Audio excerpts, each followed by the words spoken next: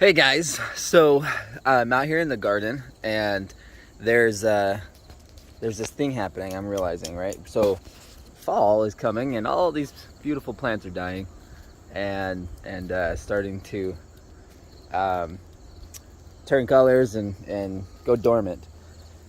And we're still getting lots and lots of food. Wow, this is a massive tomato.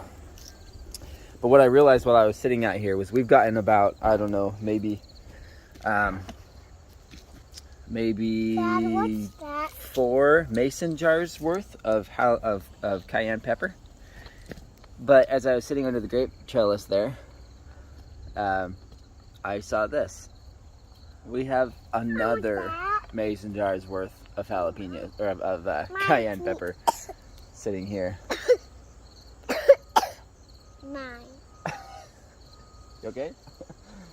So what I'm going to do is I'm going to go ahead and harvest this, and then I'm going to show you guys how I grew these, because this is let's count here. We've got 1 2 3 4 5 6 7 8 9 10 11 12 13 14 producing jalapeno plants just right here, and these are what have given me 4, maybe 5 mason jars worth of jalapenos, and I've dehydrated them, and we do actually have a couple that are producing around this bed too, so we could count up a little bit. Oh wow, look at these guys. I don't think I had pulled any off of these ones before. 1 2 say 14 15 16 17, and we'll count that one over there, 18. So we've got 18 fully producing jalapeno plants, and still able to get some good grub out of the garden in October. It's October.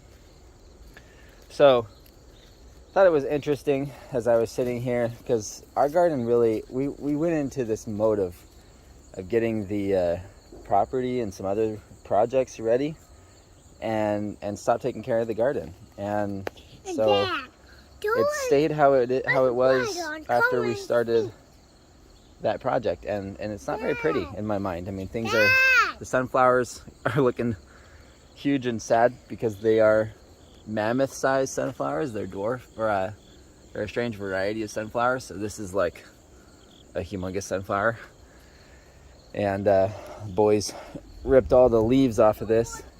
Hey Dino! Hey Dino! Dino! Oh, I see what's happening here. He saw the squirrel. I totally ignored him. So then this is a volunteer down here. All of these that we keep getting, just absolutely delicious. But these came up from last year. They fall over like that if you don't pop them up, and then they self-seed. And I've just been letting them self-seed because they're delicious, and I get to munch on these when I'm out here in the garden, and they spread a little bit wider, and it just gets really cool. But what I've noticed is this no maintenance policy in my garden. People tell me all the time, oh, the back to Eden doesn't work. Nitrogen, wood chips. What is it? I want you to try it. A smoothie? Yes. You just make one? Yeah. I want you to try it. Okay, let me try. What's it made with? Just taste it. What's in it? Just taste it.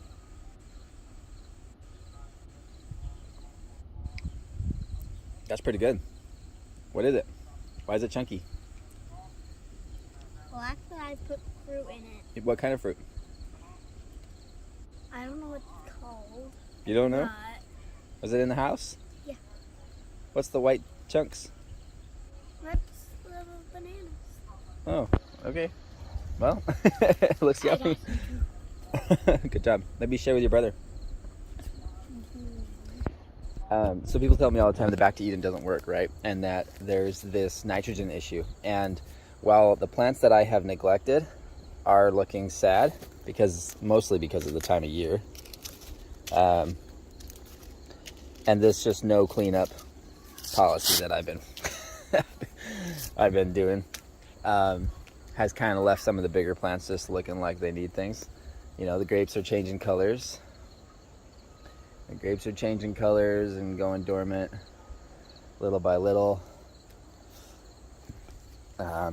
These ones are actually only browned out because of water issues, where I put them on the hill right here. And my rosemary's is nice and tall and strong, and that one's doing good, but some of these flowers got sun-baked. The tree, I lopped off the tree right down in the middle, so it has no center follower, and now it's almost as tall as it used to be. And I think I shared a video of that.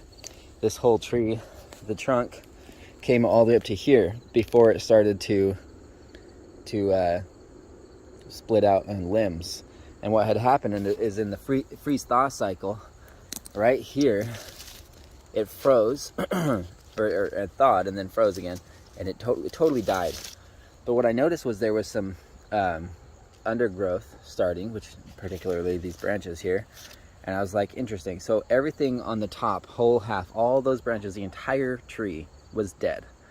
But it had enough of a strong root system underneath that it was able to produce some 2 or 3 branches underneath that dead spot on the trunk, like 2 feet down from its starting branch.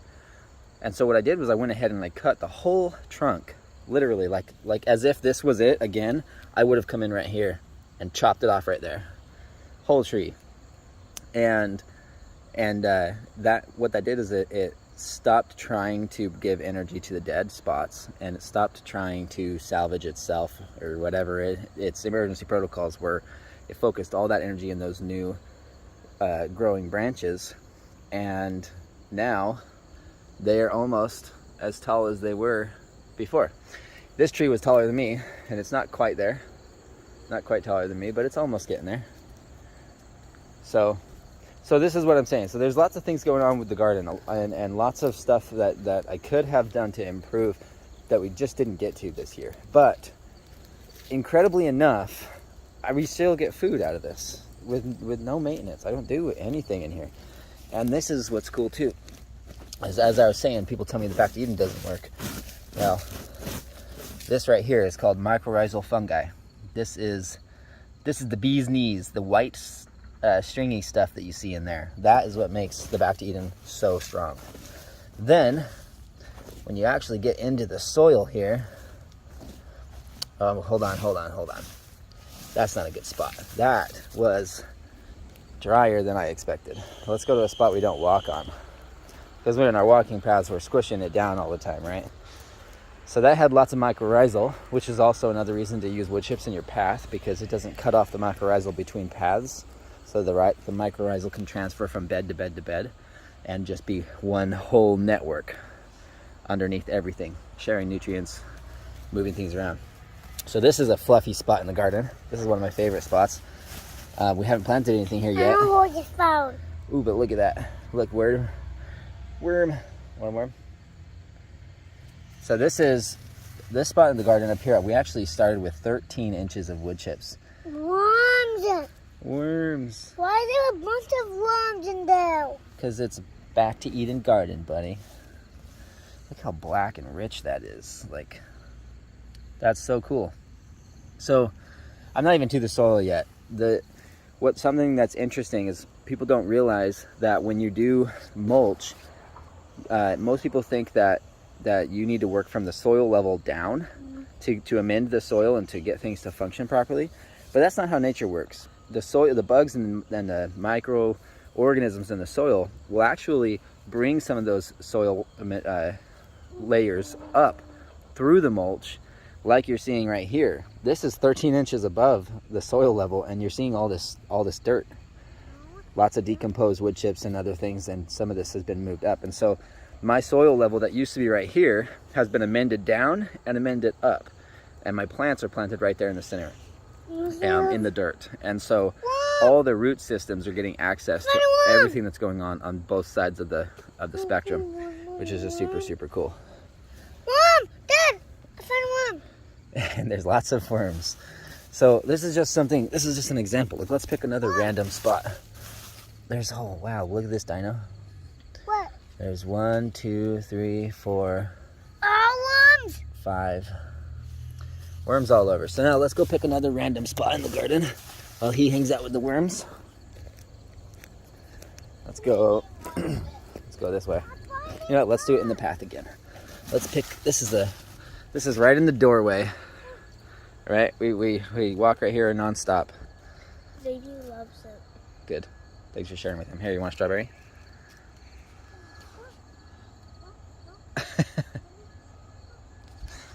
So this is a part we walk on nonstop, so this should be somewhat packed down. But you're seeing some good soil. Oh, there's some worms.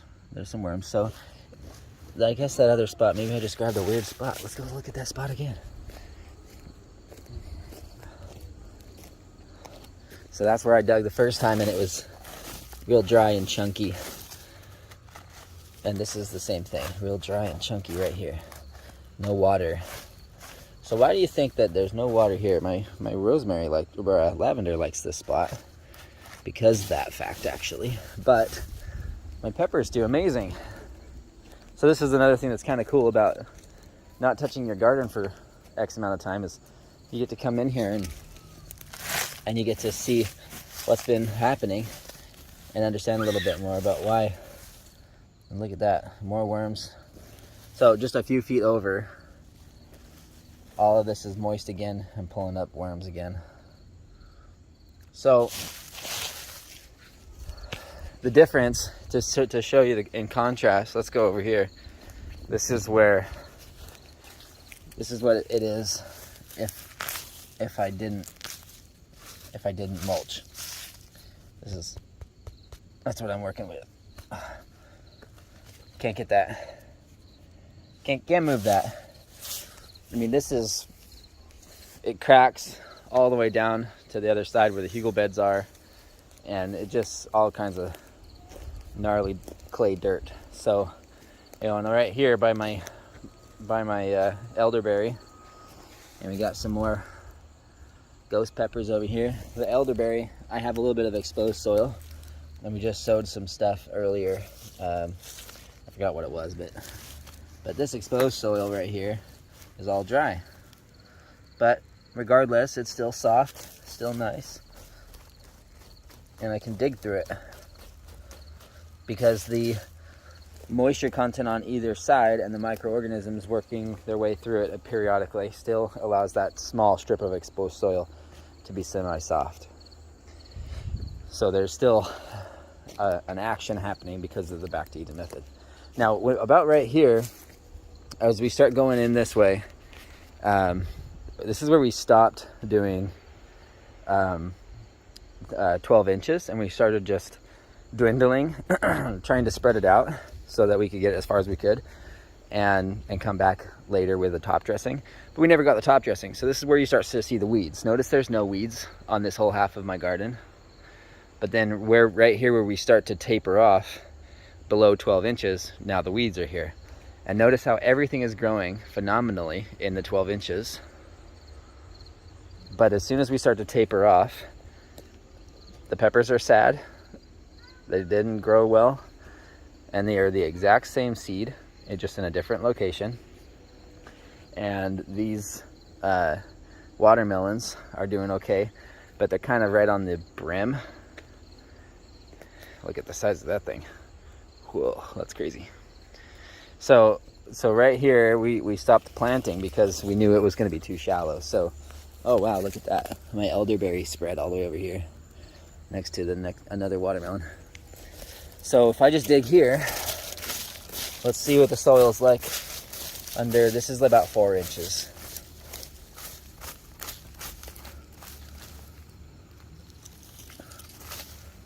A little hard. Lots of clay. It is very, very slightly damp, but it's really hard. Like really hard. I have to use wood chips to dig in it. So that's nothing. That's basically like I started. So the difference is, and I mean, very, very clear. Wow, if we lived in a better zone, I'd be getting watermelons all year long. We already pulled watermelons off of this vine. That's pretty cool. So right here is where it gets even more shallow. Right here we did, some of this is only 2 inches. We just needed to spread it out to mark our area where we were going to develop. And now things are starting to die back from where we planted. So eventually all of this will be 12 inches. All of that will be 12 inches, and we'll clean up all of this. What?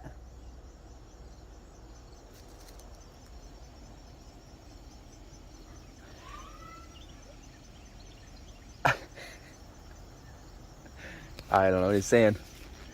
All right, so let's wrap this up. So right here we have our hugel beds. And apparently we still have some melons growing on a dead vine. How cool is that? We already harvested the melons off of this ambrosia. And ironically there's another melon. That's pretty cool. I don't think we'll have time for it to ripen though. What? So right here, what you'll see is there's nothing on the top of this mound. There's some wood and some things. This is all hugel culture. So this one right here was wood chipped, and these two were straw. The wood chips are too heavy and the rain washed them all off onto the sides. The strawberries absolutely love the hugel mounds. They went crazy. And then I let that mulch do what it did, again, with my no-touch philosophy, just to see if they would function well. And eventually what happened was, with no mulch on the top, it started to dry out all of the existing strawberries, and the moisture could not transition up to the top, and so now we have these dead strawberry plants.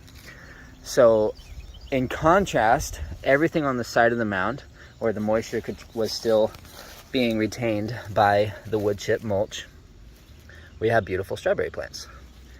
We were getting strawberries off that, you know, and I mingled in some sage between them all, and these were huge strawberries. I mean, these one leaf was this big, and so they were doing just amazing. But then one storm after another, as the mulch moved off, the health of the strawberries diminished. So they actually start to trail out and come into the path because they're following that moisture trail. Yeah?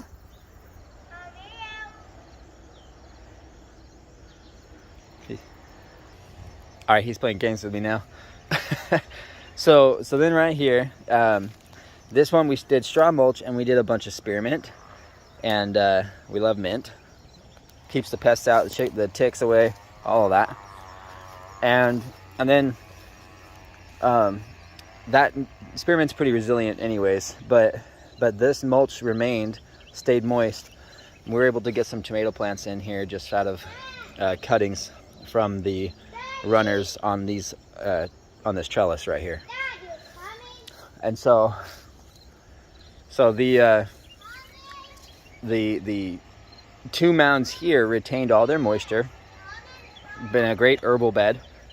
And then this one is finally, after, oh man, buckets and buckets of tomatoes off of just this right here, is finally dying, finally reaching the end of its lifespan. Hold on, big guy. And we're getting our final few before the season ends. And then these will retire themselves and will be done for the season. But wow, look at that. Want some more black diamond watermelon? Anybody? Maybe I'll transfer that into the house and see if it'll keep growing. That'd be pretty cool. So that's how things have been going in the garden. Totally letting nature take over on accident and on purpose. I don't maintain it because I am just so busy with other things going on, and we've really, while we love Lulus Garden, we really have a bigger ambition than just Lulus Garden. Lulus Garden is our showcase for next year, hopefully, to show people that you can do this in your backyard with next to zero maintenance. And mind you, almost everything I showed you, I'll count actually. Let's see. The grapevine trellis, the trees, and the elderberry, the only things I bought in this entire garden. Everything else that you see here, 100%, everything that we've harvested, looking back through our Instagram, if you see all those harvest photos and videos, all of this was 100% free. So when someone tells you that it costs more to grow lettuce than buy lettuce, they're lying. They don't understand the concept. They're adding fertilizers. They're getting bags of soil instead of the soil right here, where it's rich and plentiful. And I mean, look how soft this is. Oh my goodness, holy cow. That was 2 inches of wood chips. See how far down I just dug?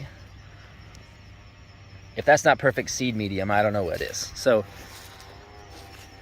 people just don't know what they're talking about anymore. It's become this disconnect from what nature actually needs to live.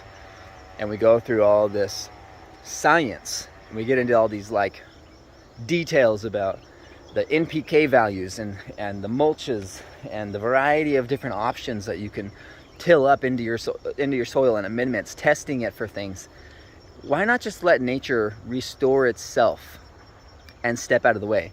If you look at my lawn right here, this lawn is what all of my garden used to be. Look at all of these weeds. This is random dandelion, there's plantain, there's clover in here, there's ground ivy in here. There's a variety of random things that just pop up. This is not grass, okay?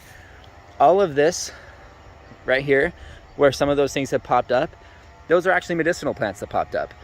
All the things that are right here, where there's no weeds at all, was the same exact conditions.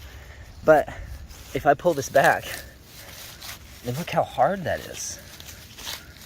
Look how hard that is. That's like, I can't dig in that unless I really, really force it. So to say now, you saw how soft it was right there, just with only 2 inches of wood chips. It's really a disconnect. That's the problem. People just don't understand that nature will remedy and fix itself. And our job is not to come out here with all of these fixes for nature. It's to recognize that we're a part of nature.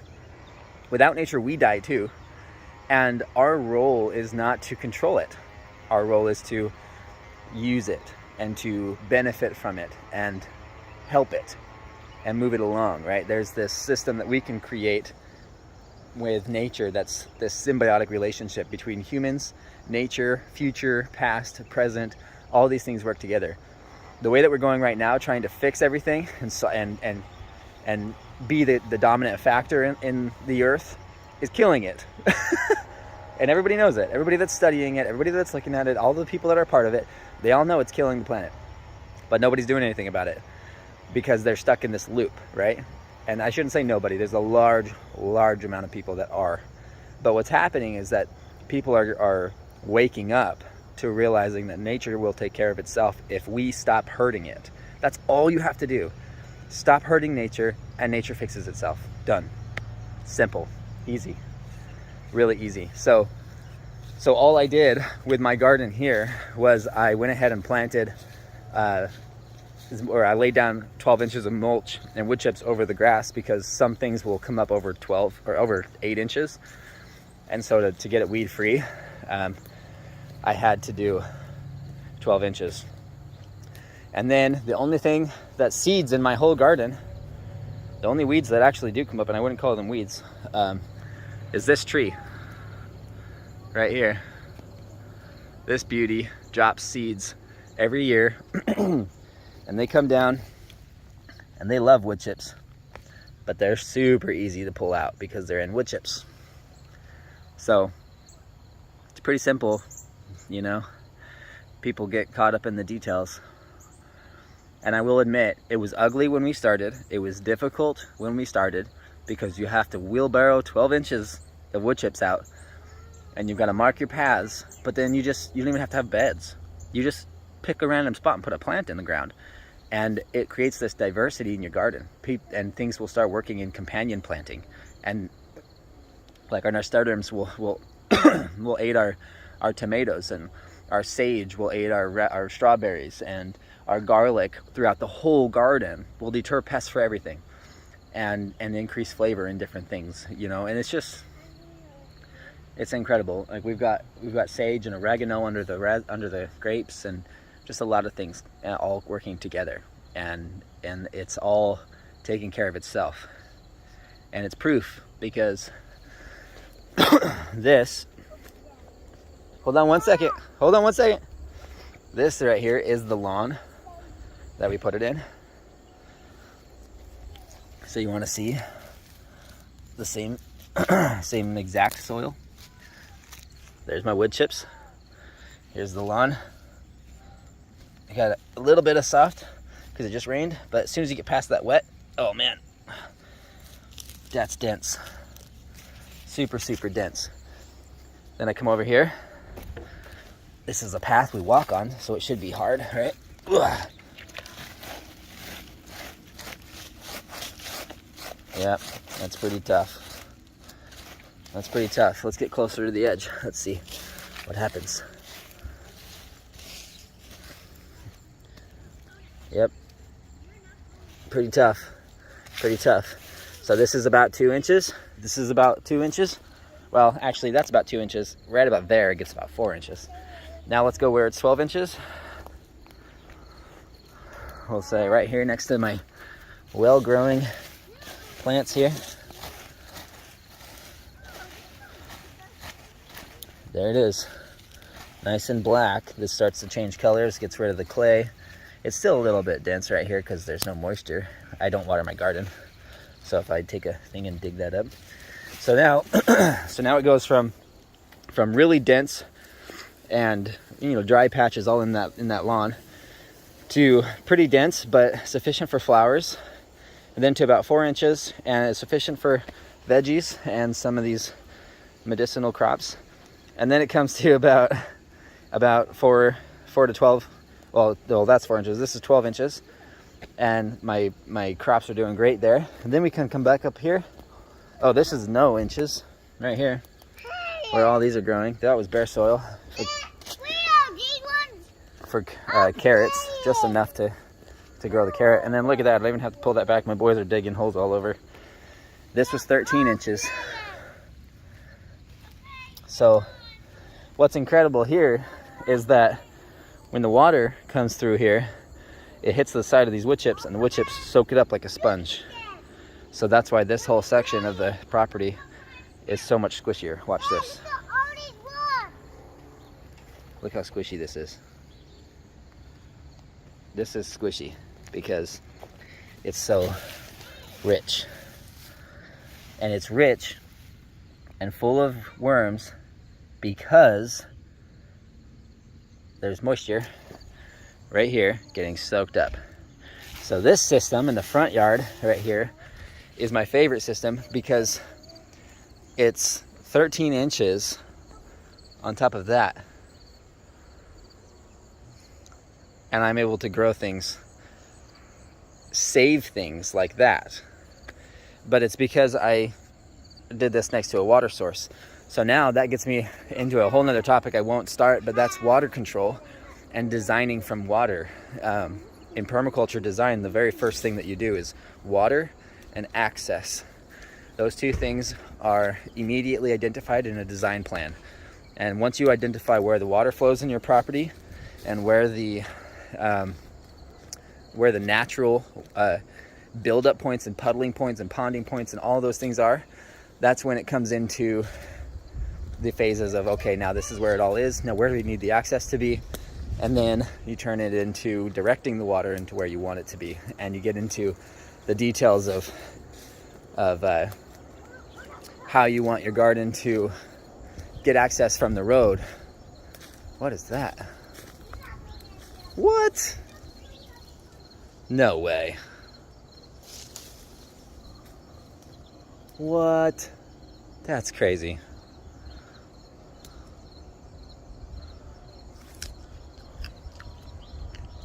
Huh. Those are apples.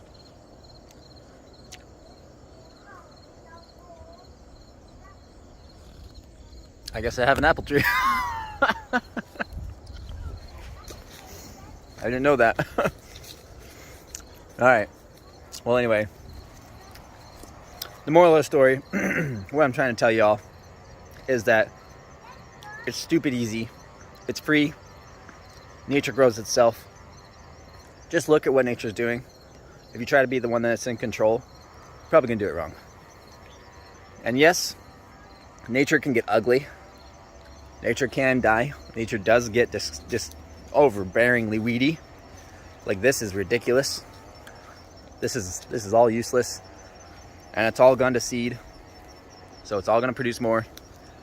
But what I get to do is I get to come in here, I get to weed all of this, and then I get to turn it into up there by my front yard. Because what's cool is that I know the water pattern. The water flows down right here in front of my hugel beds. It comes down right here, and then it spills into this weed patch. Why do you think all that's growing so abundantly around me? Natively. It's because that's where the water goes on my property. So when I plant my orchard right here, it's going to be one of the most prolific orchards on the whole property and projects that I have around my area, because I'm in control of where I get to put my orchard, and I know, because of my education, where that orchard needs to be, because I know where the water goes, how to see the water flow. And so I get to turn this big ugly thing, big ugly patch of nothingness and dead weeds and briars and stuff into a beautiful landscaped orchard when I get the time and energy to come back out this fall and cut all this back. And it's all pretty easy, especially when the leaves die. So don't get discouraged. If you don't have a garden yet, I suggest finding the spot that the water accumulates in your property and plant just next to it, and use some mulch or some wood or some wood chips or some straw or grass from your lawn or some kind of mulch. Don't till it. If you till it, you ruin it. And I know that's contrary to the farmland that I live in, but don't do it. And we can talk about that more later. But that's what I started with. So you see my results, and it's not the prettiest thing in the world because of lack of maintenance. If you plan to maintain it, I literally only come out here to harvest. I literally only come out here to harvest. I'm way too busy right now. I'm not maintaining my garden. I just go on total faith that nature's gonna take care of it, and it does. I got cucumbers, I got lettuce, I got greens, I got garlic, I got tomatoes, I got sage, I get spearmint, I get strawberries, we got grapes this year. I didn't even expect to get grapes. This is the first year of grape season, so that was cool. I got tons and tons of peppers, like a ridiculous amount of peppers. And we powder them and take them for medicinally. So then I got all kinds of different varieties of tomatoes. We got ghost peppers too. We got a bunch of echinacea. We got a whole bunch of lettuce and lettuce seeds. We got peppermint, and we got a lot of elderberry. Here's some more flowers that I'm just kind of letting do their thing. These will probably go to berry before the season's over. And a little bit more up there, but I harvested most of that, and then there's a yet to be harvested is some potatoes, and these cherry tomatoes are delicious. Right here was a potato bed I let die because it was next to my strawberries, and I was like, wow, that's not a good companion planting. See, that's one thing you do need to know, is some things will encourage diseases with other things, and sometimes they don't. But potatoes and strawberries are not supposed to go next to each other. So I've got to dig this bed out. I got to rid it of all of the potatoes, and then I dug a trench right here that filled with weeds. Why did it fill with weeds? Because the soil was exposed. And so I came back here. Everywhere that the soil was exposed, I got a weed. This is plantain. This is highly medicinal. Very, very good for you. This is actually medicinal too, and it tastes sour, but it's kind of gross and you can't eat too much of it. But all the spots with the exposed soil, like the farmer's fields, covered in weeds. So, it's just not as complicated as people make it. It's just not. And I got proof all around me. So, yeah, I went on a little bit of a rant this morning, but I hope you got something from it. And I hope that you're ready to take me up on my thinking here, because while I'm over here harvesting all my raspberries and my grapes and some blueberries, I haven't even showed you the other half of the yard. And next year I got apples on this tree here and plums on my tree on the other side of the house. So There was 2 of them. They were babies and they weren't supposed to come this season. They just came out of weirdness. So I expect next year we'll start getting a few randomized fruits. But that's really all there is to it. And I do something simple that everybody can do on purpose, so that there isn't a debate whether or not you can do it too. This, covered in weeds, but the weed is actually medicinal. This is called, I let it grow on purpose. It's called ground ivy. And there's 2 ways that I can handle ground ivy. Number 1 is fight it, and it's resilient and it's determined. Or number 2, use it as a natural mulch. And the forest has ground cover, so I let it be my ground cover. So this beautiful ground cover is, I can come out here, I can take a chunk of it, I can go put that in my tea, and it helps my lungs. And underneath it stays nice and moist and soft because I have the soil covered and the sun doesn't dry them out and kill the microorganisms. And I get to pin up my grapes periodically from time to time to wrap my porch as they grow.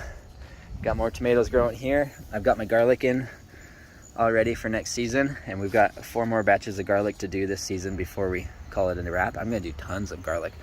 This year we did tons of peppers. This next year I'm gonna do tons of garlic. This weed right here is called dock. What it does is, number 1, it's medicinal, and number 2, it actually has a huge taproot that goes down into the ground, sucks up all those nutrients, and then pulls it up. And I get to cut it back, chop and drop it, and then it will take care of my nutrient needs in the future because it's a natural mulch. That's what happens with trees. Trees send their roots way, way down into the depths nobody can reach. No tiller can go. And it pulls it all the way up, and then it sucks it all the way up to the top of the tree, up into the leaves, and then the leaves take those nutrients, and then every season those leaves fall on the ground layer. That's how how nature fertilizes itself. And when all those trees fall down to the ground layer, all those leaves deposit that nutrients from way, way down into the soil. And then these beauties become nature's fertilizer. They turn into soil by the time spring rolls around. And now you have a nutrient-rich forest floor. It's not poop like everybody thinks. It's not manures. It's not the randomized explanations people come up with. It's leaves. Leaves are nature's fertilizers. So let your leaves do their job in your garden. If you don't want them in your lawn, you can rake them up and deposit them all across your garden. And pound for pound, leaves have 5 times more nutrient than cow manure. Let your brain steep on that for a minute. Pound for pound, 5 times more nutrient than cow manure. That's crazy to me. So, what to do here, huh? Just look at your area around you and observe and decide how you're gonna go about it. And right now everything's dying back, so it's a really good time to get ready to tackle the weeds and make something beautiful and productive. Have a good day. I'll end my rant right here. I'm gonna eat my tomato.